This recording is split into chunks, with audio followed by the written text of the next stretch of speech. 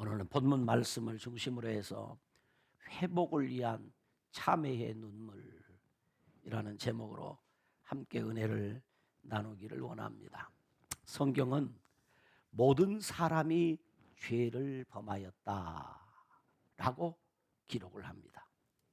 그리고 의인은 없나니 한 사람도 없다라고 합니다. 그러므로 다윗은 말하기를 허물의 사함을 받고 자신의 죄가 가려진 자는 복이 있다. 그러니까 그 허물을 용서받고 그 죄가 가리워지는 사람에게는 하나님의 복이 있다. 그런 말이죠. 왜냐하면 죄의 싹은 사망이기 때문입니다. 오늘은 계속해서 우리 사무엘하를 공부하는 가운데 사무엘하 11장과 12장, 그리고 오늘 우리가 읽은 성경 본문에 아주 짧게 이 다윗이 나단 선지자의 책망을 듣고 회개하는, 내가 여호와께 죄를 범하였노라는 아주 짤막한 문장의 기록이지만은 이 기록 속에 담겨진 시편 51편을 함께 생각하면서 은혜를 나누기를 원합니다. 먼저 12장의 내용을 읽어보면 재미나게 성경을 참 기록을 해놨어요. 어느 날 하나님의 보냄을 받은 선지자 나단이 하나님의 말씀을 따라서 다윗 왕에게 찾아와서 왕에게 이런 이야기를 합니다. 왕이시여, 어느 한 성에 두 사람이 살고 있었는데 한 사람은 소와 양이 아주 많은 큰 부자였습니다. 그런데 그 성의 또 다른 사람은 아주 가난해서 양 한 마리를 키우는데 얼마나 지극정성으로 그 양을 돌보고 마치 그 양을 자기 자식과 같이 아끼면서 이렇게 키우는 사람이 있었습니다. 그런데 어느 날 그 부잣집에 손님이 왔습니다. 그래서 부자는 자기 집에 있는 그 많은 양 중에 한 마리를 잡아서 손님을 대접하는 것이 아까워서 그 가난한 집에 한 마리 양을 키우는 사람 집에 그 양을 빼앗아다가 잡아서 손님을 대접했습니다. 이 얘기를 하는 겁니다. 이 왕이 그 이야기를 듣고 어떻게 그 부자라는 사람이 이 가난한 사람이 자식처럼 사랑하고 아끼며 키우는 그 양을 빼앗아다가 손님을 대접할 수 있느냐 라고 하시면서 아주 진노하시면서 이 나단 선지자에게 말씀하시기를, 살아계신 하나님 앞에 내가 맹세컨대 이 일에 대해서는 반드시 벌을 해야 된다. 그 사람을 잡아다 마땅히 족을 치고 그 사람을 죽이라. 어떻게 이 가난한 사람을 불쌍히 여기지 아니하고 내 나라에서 이런 일이 있을 수 있겠느냐. 그리고 그 사람에게는 4배나 더 갚아주도록 하라 라고 하며 제사장 나라 법도대로 배상을 해주도록 그리하라고 명령을 했습니다. 바로 그때 나단 선지자가 다윗 왕을 향하여 직설화법으로 그럽니다. 바로 당신이 그 사람입니다 라고 이 나단 선지자가 사울 왕을 책망했습니다. 이 이야기를 좀 더 자세히 이해하기 위해서는 우리가 11장으로 돌아가 보아야 됩니다. 11장에 돌아가 보면 11장의 사건이 이렇습니다. 다윗은 누가 무엇이라고 말해도 전쟁터에서 잔뼈가 굵은 전쟁의 영웅이에요. 이 다윗은 전쟁터에 나가야 빛이 나고 가치가 드러나는 이런 사람이었습니다.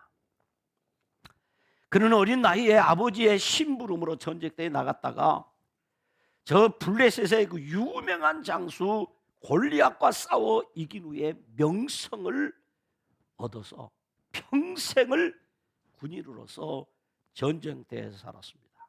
그런 그가 이제 전쟁터가 아닌 왕궁에서 편히 쉬게 되었다 라고 성경은 기록합니다. 7장 1절에 보면 여호와께서 사방의 모든 대적을 파하사 왕으로 궁에 평안히 거하게 하셨다. 8장에 보면 많은 주위의 나라들이 강력한 군사력을 가진 다윗 왕에게 조공을 바치게 되었다라고 기록을 합니다. 8장 14절에 보면 다윗이 어디를 가든지 여호와께서 이기게 하셨더라 라고 있습니다. 그야말로 다윗 왕은 태평성대를 누리게 되었습니다. 그런데 11장 1절에 보면 이렇게 기록해 놓았어요. 여러분 성경을 한번 펼쳐보시기 바랍니다. 11장 1절에 같이 읽어봅니다. 시작. 그 해가 돌아와 왕들이 출전할 때가 되매 다윗이 요압과 그에게 있는 그의 부하들과 온 이스라엘 군대를 보내니 그들이 암몬 자손을 멸하고 랍바를 에워쌌고 다윗은 예루살렘에 그대로 있더라 그랬어요. 지금 나라가 어떤 상황인가? 전쟁 중입니다. 그래서 요압 장군과 병사들이 모두 전쟁터에 나가서 지금 치열하게 전쟁을 하고 있습니다. 그런데 말미에 다윗은 어디에 있다고요? 예루살렘에 있습니다. 예루살렘에 그대로 있더라. 전쟁에 안 나갔다는 겁니다. 왕이 전장에 나가서 전쟁을 주의하고 해야 되는데 쉽게 말하면 이제 배불렀습니다. 여기에 문제가 있습니다. 11장 2절에 보니까 이렇게 기록합니다. 11장 2절을 다시 한번 또 읽어보겠습니다. 읽습니다. 저녁 때 다윗이 그의 침상에서 일어나 왕궁 옥상에서 거닐다가 그곳에서 보니 한 여인이 목욕을 하는데 심히 아름다워 보이는지라. 뭐 했다고요? 낮잠 잤다고요. 낮잠 잘 수 있죠. 그런데 문제가 있었습니다. 낮잠을 자고 일어나서 우리말로 옥상에 올라갔습니다. 그런데 어떤 여인이 목욕을 하고 있는데 심히 어쨌다고요? 아름다워. 그러자 다윗은 사람을 보내서 그 여인이 누구인지를 알아보았습니다. 그랬더니 그 여인은 바로 충신 중에서 충신으로 지금 전쟁터에 나가 있는 우리아 장군의 아내 밧세바였습니다. 그러면 거기서 끝내야죠. 누구의 아내냐?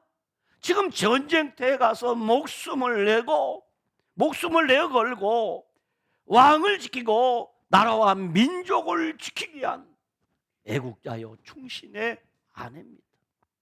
그런데 다윗은 어떻게 했느냐? 다윗은 그녀를 왕궁으로 불려들였습니다. 그리고 그 여인과 동침하게 되었습니다. 얼마가 지났습니다. 소식이 들려왔습니다. 이 우리아의 아내 밧세바가 임신했다는 겁니다. 그러자 다윗은 이 문제를 지도 새도 모르게 해결하고 싶었습니다. 그래서 전쟁에 나가 있는 요압 장군에게 우리아 장군을 급히 왕궁으로 보내도록 했습니다. 왕궁에 돌아왔습니다. 특별 휴가를 보냈습니다. 우리아 장군 집에서 돌아와서 좀 쉬도록 하시오. 그런데 이 사람이 생각할 때 나라는 지금 전쟁 중이고 병사들은 전쟁을 지금 치르고 있고 하나님의 법궤는 지금 전쟁터에 나가 있는데 내가 어떻게 집에 가서 편히 쉴 수 있겠는가 하고 집에 돌아가지 않고 왕궁의 병사들과 함께 잠을 자는 겁니다. 다윗은 집에 돌아가서 부인과 해포를 풀라고 거나하게 음식을 장만하여 술과 함께 우리아의 집으로 보냈습니다. 그러면 뭐합니까? 바세바 혼자인 걸. 그래, 그 다음에 또 우리아 장군을 불러서 여보게, 왜 자네 집에 돌아가서 좀 쉬라니까 쉬지 않는가 하니까 설명합니다. 왕이시여, 내가 집에 가서 지금 편히 쉴 수 있는 상황입니까? 장군으로서 그럴 수가 없지 않습니까? 하면서 집에 돌아가는 것을 거부합니다. 그러자 다윗은 편지 한 통을 씁니다. 요압 장군에게, 여보게, 우리아 장군을 맹렬한 싸움이 벌어지는 그 전쟁터에 내보냈어. 앞장서서 전쟁을 지휘하도록 하게. 그리고 적군과 싸움이 붙으면 병사들을 후퇴하도록 그리하게 라는 편지를 썼어요. 다시 말하면 요압 장군에게 우리아 장군을 차도 살인하라는 명령을 내린 겁니다. 그런데 그 편지를 누구의 손에 들려보냈느냐? 우리아 장군의 손에 그 편지를 들려보내서 요압 장군에게 전달하게. 기가 막힐 노릇이었습니다. 아무것도 모르는 우리아 장군은 왕에 대한 충성심과 국가와 민족에 대한 애국심으로 전쟁터에 나가 쥐도 새도 모르게 다윗 왕의 음모대로 차도 살인에 의한 전사자가 되고 맙니다. 전사한 겁니다. 그래서 전사한 다윗 왕이 차도 살인에 죽은 건데 그 우리아 장군의 시체가 예루살렘으로 돌아왔습니다. 바세바는 다 압니다. 그런데 태연하게 남편의 장례를 다 치렀습니다. 장례가 끝나고 나니까 왕이 바세바를 부릅니다. 그리고 아주 합법적으로 다윗은 바세바를 자신의 아내로 삼았습니다. 이 일에 대해 성경은 분명하게 결론을 맺습니다. 이 일은 제사장단의 법에 용서받을 수 없는 죄라는 겁니다. 그래서 11장 27절에 보면 이렇게 기록해 놨습니다. 11장 27절 맨 마지막에 다윗이 행한 그 일이 여호와 보시기에 어땠다? 악하였다. 다윗이 행한 그 일이 여호와 보시기에 악하였다. 그리고 12장 9절로 10절에 보면 다윗이 행한 이 일은 여호와의 말씀을 업신여기고 하나님을 업신여긴 악한 일이다 라고 평가를 하고 있습니다. 그러므로 하나님의 보냄을 받은 나단 선지자는 다윗 왕의 죄를 책망하면서 말합니다. 왕이요, 칼이 왕의 집에서 떠나지 않을 것입니다. 이 말은 무슨 말인가? 왕의 집에서 칼춤이 벌어질 것입니다. 두 번째는 왕도 아내를 빼앗길 것입니다. 그것도 그냥 빼앗긴 것이 아니라 백주대낮에 왕의 아내가 당신이 바세바에게 그리했던 것처럼 그런 일을 겪게 될 것이다. 세 번째는 당신과 바세바 사이에 낳은 아들이 반드시 죽을 것입니다 라는 무서운 책망과 저주의 말을 듣습니다. 그래서 다윗 왕은 나단 선지자에게 내가 여호와께 죄를 범하였노라 라고 하며 자신의 죄를 인정했습니다. 만약 왕이 부인하면 그 누구도 차도 살인에 대하여 밝힐 수 없게 되어 있는 것입니다. 왜? 왕이 행한 일이기 때문에. 전장에서 병사들의 생명, 장군들의 생명 여탈권은, 그 생사 여탈권은 누구에게 있느냐? 왕에게 있습니다. 전쟁에 나가서 그가 죽었다고 한마디 하면 끝입니다. 그러나 다윗은 선지자의 말을 듣고 자신의 죄를 인정했습니다. 그리고 자신의 죄를 슬퍼하며 울기 시작했습니다. 곧 회복을 위한 참회의 눈물을 흘리고 있는 것입니다. 누가? 다윗 왕이. 선지자의 말을 듣고 그 선지자의 책망을 받고 그는 엎드려 회개합니다. 이것은 결코 쉬운 일이 아닙니다.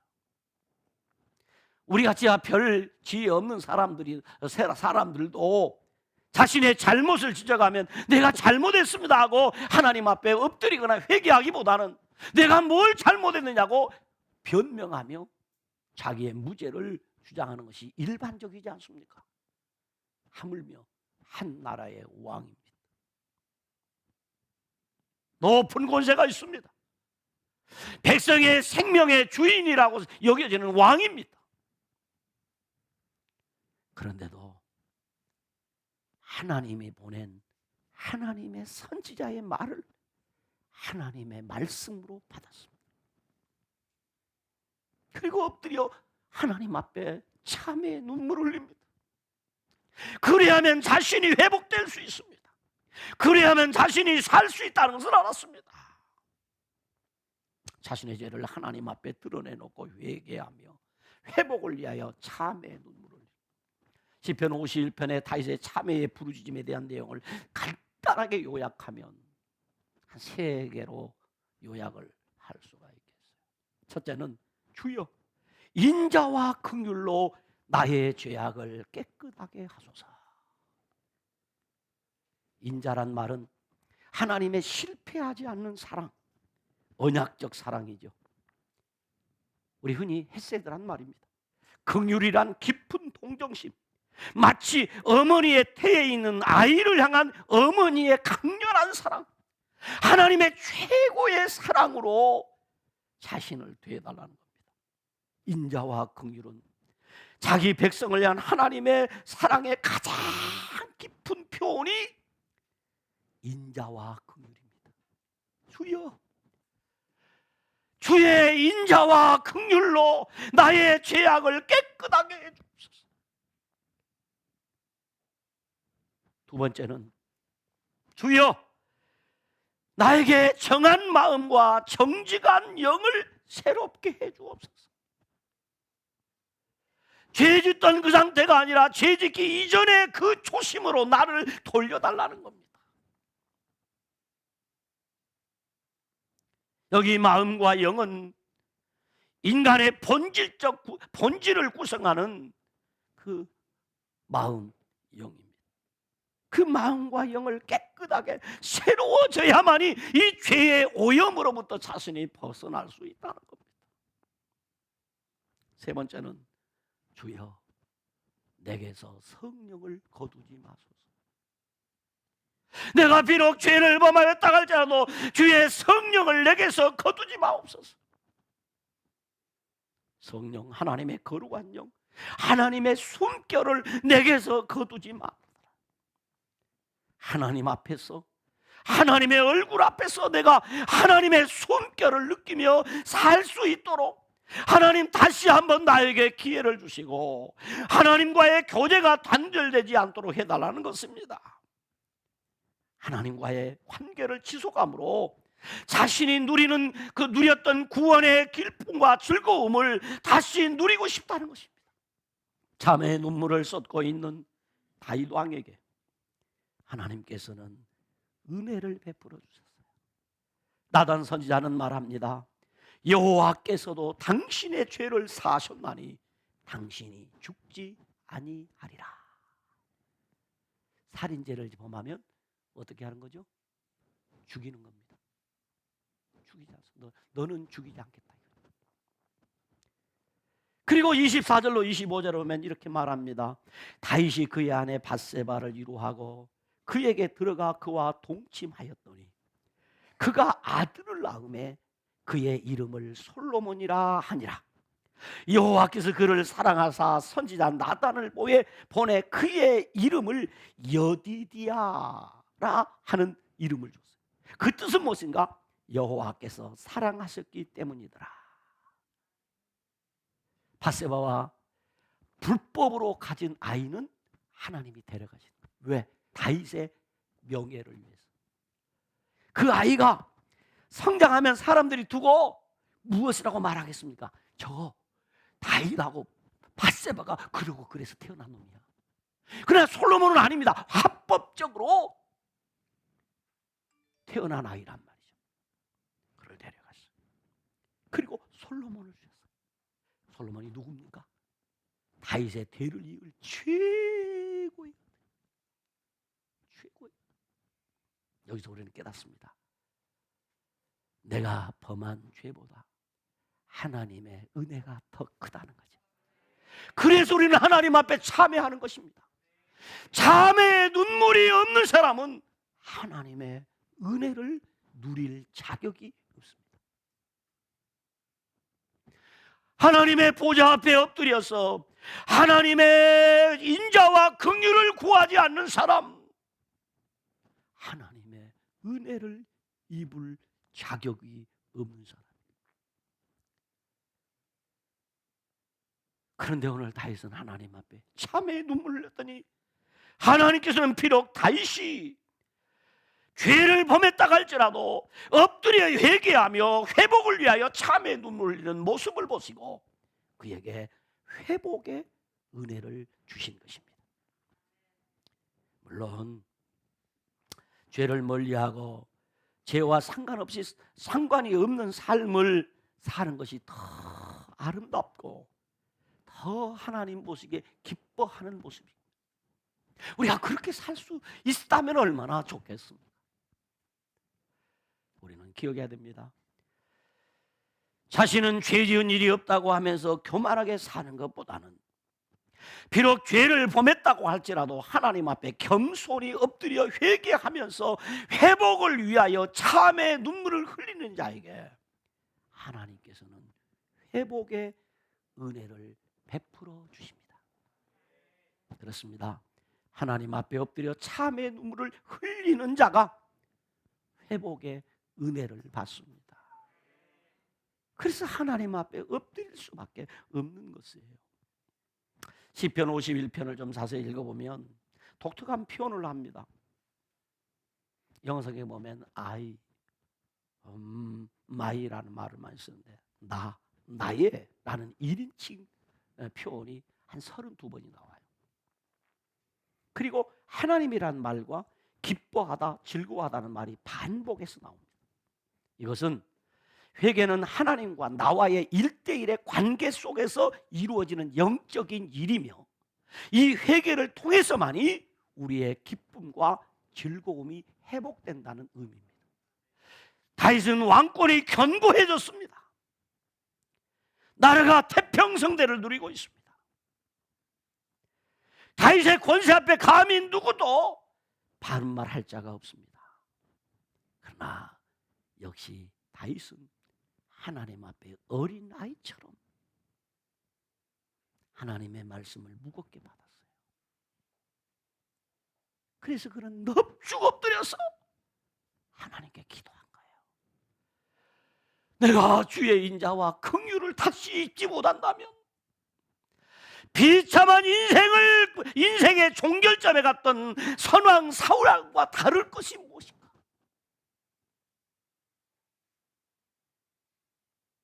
그러므로 그는 다시 주의 인자와 긍휼을 구한 것이에요.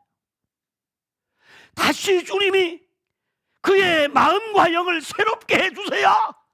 주님과 더 깊은 영적 교통을 누리며 첫사랑을 회복하며 은혜로운 삶을 살 수 있다는 것을 생각했어요. 만약에 주님이 내 속에 주의 성령을 거두어버리신다면, 주의 거룩한 손결이 나를 떠나버리신다면 나는 하나님의 면전에 설 수도 없고 하나님이 주시는 구원의 즐거움과 기쁨을 다시는 맛보지 못하고 살게 될 것이라는 것을 그는 알았어. 그래서 그는 주의 인자와 긍휼을 구했고 정직한 마음과 정직한 영을 새롭게 달라는 기도를 했고 성령을 내게서 거두지 말아달라는 참회의 기도를 드렸던 것입니다. 그랬더니 하나님께서 다윗에게 회복의 은혜를 주셔서 그의 대를 이을 아들을 주셨고, 그에게 다시 찬양의 기쁨을 주셨어요. 복음의 기쁨을 주셨습니다. 예배의 기쁨을 회복시켜 주셨습니다. 회개의 기쁨을 주셨습니다. 축복의 기쁨, 헌신의 기쁨을 주셨습니다. 그러므로 하나님 앞에 엎드려 참회의 눈물을 흘리는 자가 회복의 은혜를 받습니다. 말씀의 결론을 맺습니다. 우리가 할 수만 있다면 죄악을 멀리하고 죄와 상관없는 삶을 사는 것이 저와 여러분의 삶의 모습이기를 원합니다. 그럼 얼마나 좋겠어요. 그러나 우리는 죄악 중에 출생했기에 마음으로 죄를 짓고 생각으로, 행동으로, 또는 부지 중에, 어떤 때는 연약해서, 뿐만 아니라 어떤 때는 계획적으로 죄를 짓고 사는 것이 우리 인간의 모습이 아닙니까?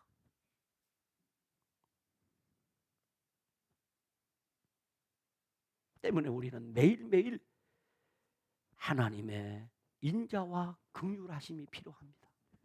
그래서 엎드릴 때마다, 기도할 때마다 참회의 눈물을 흘려야 하는 것입니다. 하나님 앞에 엎드려 회개하는 자에게 찬양의 기쁨이 회복되고, 하나님의 말씀을 들을 때마다 하나님이 부어주시는 그 기쁨이 회복이 되고, 하나님 앞에 엎드려 회개하는 자에게 하나님의 예배의 감격을 회복시켜 주십니다. 예배할 수 있다. 세상의 첫날보다 이 하루 하나님 앞에 나와서 예배하는 시간이 훨씬 복된 날이요, 훨씬 기쁜 날이요. 이 기쁨이 참회하는 자들에게 주시는 하나님의 기쁨이에요. 하나님의 축복 체험을 하고 싶습니까? 하나님 앞에 참회의 눈물을 흘리는 자에게 하나님이 축복 체험을 하게 합니다. 하나님 앞에 엎드려 참회의 눈물을 흘리는 자가 하나님이 주시는 회복의 은혜를 받습니다.